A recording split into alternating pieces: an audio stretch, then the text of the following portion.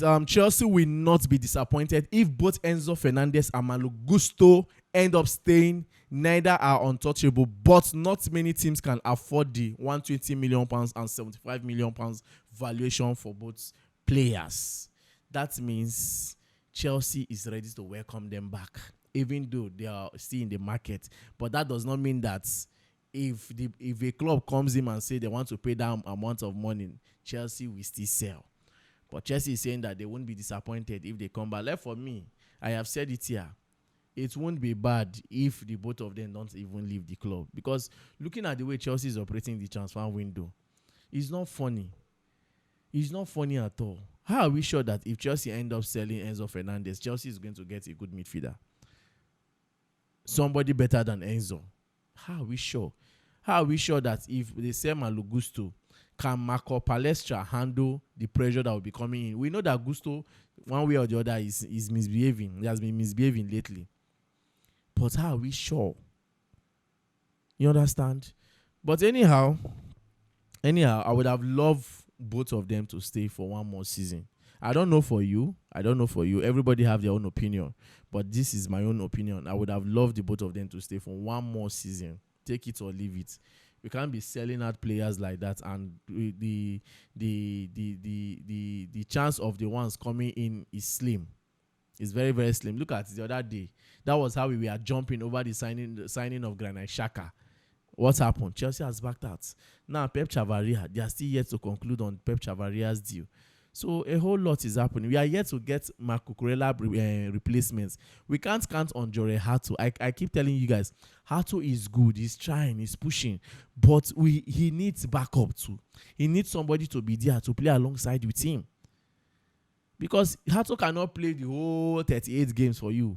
And you expect perfection in the whole 38 games. Maybe if he did perfect for like 20-something games for you. So he needs a serious backup. So that they can be switching, so that injury won't be there. Thank God they are not playing the Champions League. So we need players like Enzo and Malo Gusto in the team, despite the fact that most of them don't really rate some of them, especially Gusto. Some people have been complaining how poor and how bad Gusto has been last season. Gusto, I think last season was one of his worst seasons at Chelsea. Because I'm still trying to understand the kind of football Gusto was playing. He cannot defend. He cannot, it's crazy. It's crazy. But we still need them. You understand? I don't know for you. You can drop your thoughts. Then, pushing further. For now, Chelsea plan is to keep Robert Sanchez as their number one option while under serious competition from Mike Pendant. Because Pendant has returned back to Chelsea. He's going to be competing with Robert Sanchez. And with the way things are going, it's looking like Chelsea won't be signing any goalkeeper. You see that rumor of Chelsea want to sign a new goalkeeper? I don't think so. I don't think Chelsea will be signing any goalkeeper for now. I don't think so. You understand? So we are stick with Robert. We have to stick with Robert Sanchez. We are stick with Robert Sanchez as our number one. The thing is that young man have to do well. That young man have to improve. That young man have to improve. It's not that he's not trying. He's trying, no. He's trying, but he needs to do better. And again, another thing that I believe that will help Robert Sanchez next season when it comes to being our goalkeeper at the goalpost is the defense. The defense will play a major role in making him improve, because I guess that was one of the things that helped Raya. Raya is good on his own part. He's good. But the defense also helped. They gave him that confidence. They helped him to maintain balance and to stand his ground well in that goalpost. So I believe that the defense will also play a major role to help a goalkeeper of Robert Sanchez and Mike Pendant. And also for Pendant, if he's been given the opportunity, whenever he stepped up and he's been given the opportunity, I will urge him to make good use of it.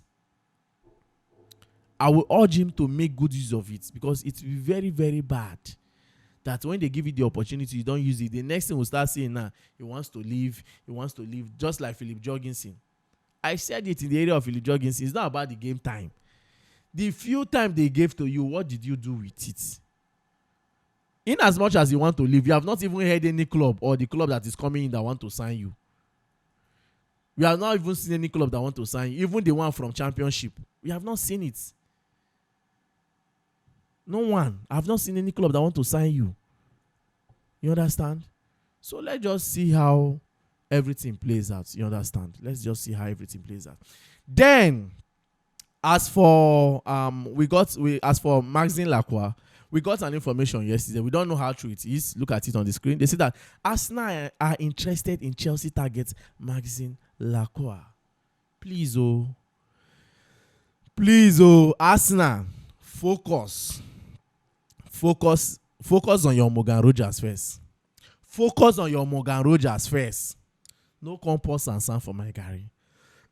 Arsenal, don't come and spoil things for me. I beg you, in anything you believe in, Arsenal, don't come and spoil things for me. Don't do it. Focus on signing Morgan Rogers. Focus on finalizing that deal. Don't come and spoil things for me. I'm trying to convince this boy. I'm trying to convince the club. You want to come in, we want to use Champions League and the fact that you are champions of England to intimidate me. Me that is pride of London. Me that is world champion. You want to intimidate world champion Arsenal. Oh, we don't the rough shoulder now. Now you want to intimidate me. Because of Saliba is injured, people are looking for replacements. People are looking for somebody that will step in. I thought we heard about Konsa, the England defender. Please, focus. Leave this one for us. You see this guy, I don't program and finish. Going by in height, going by everything. I don't, get the way I don't put this boy. I don't want anything that will spoil things for me in Chelsea. I don't want it. I don't want it at all. We have already heard it yesterday that the Chelsea will have to pay £55 million if they are to sign Maxence Lacroix. We are already aware of that. But please, Arsenal, don't come from behind and trying to steal this guy from us. Please. It will be very painful that tomorrow morning I wake up, Fabrizio say, hey, breaking news, here we go. Arsenal has hijacked this one. Just the way we hijack Marco Palestra from Inter Milan. Please, Arsenal. Now so they start to from joke, because now joke be this. From joke now go this serious. Then also, Deco, the Barcelona sporting director, is a big fan of Joao Pedro, but reality is that Joao Pedro is going nowhere. For Chelsea, he is untouchable. Chelsea consider Joao Pedro simply not for sale at any price. That means even though Barca bring £200 million, they are not going to sell Joao Pedro. And I want to tell Deco, if you so much love Chelsea players like this, especially the strikers, why can't you redirect your face, remove that eyeglass that you are wearing, and look at the angle of Liam Delap and say, okay, Chelsea, since you don't want to give me Joao Pedro, what about Liam Delap? Look at that angle. And we will gladly give you Liam Delap. Even though some people still believe in his potential, some people still say that there's something inside of it. I am not writing Delap off. I will never write Delap off. He's a very fantastic player, just that he did not just work in his first season at Chelsea. There are some players that we need like 2-3 seasons for it to work, but Chelsea right now, the way we Chelsea did right now, next season we need to find trial and error. Now, instant impacts. We have been patient. These owners, they know that we don't be patient. We don't try. So next season, as they hot, they deliver. So if Delap cannot deliver, sell. That is what you want to do. Deco, you can talk with Laporta that we have that you now have a striker that you can bring in the person of Liam Delap. We will gladly give you Liam Delap without any mistake, without us shaking. Delap will go to Barcelona. You understand? So don't bother yourself. Just leave with Joao Pedro and focus on Liam Delap. You grab? And also, I saw this post on Vince page. He said that between Pep Chavaria and Alvaro Carreras, who would you sign for 50 million euros? Going by the stats that I'm seeing here, Alvaro Carreras is not bad. Pep Chavaria is not bad. But if I am to pay, I will pay for Alvaro Carreras. Alvaro Carreras, going by age, in short, now age now one of the reasons that I go pay for Carreras.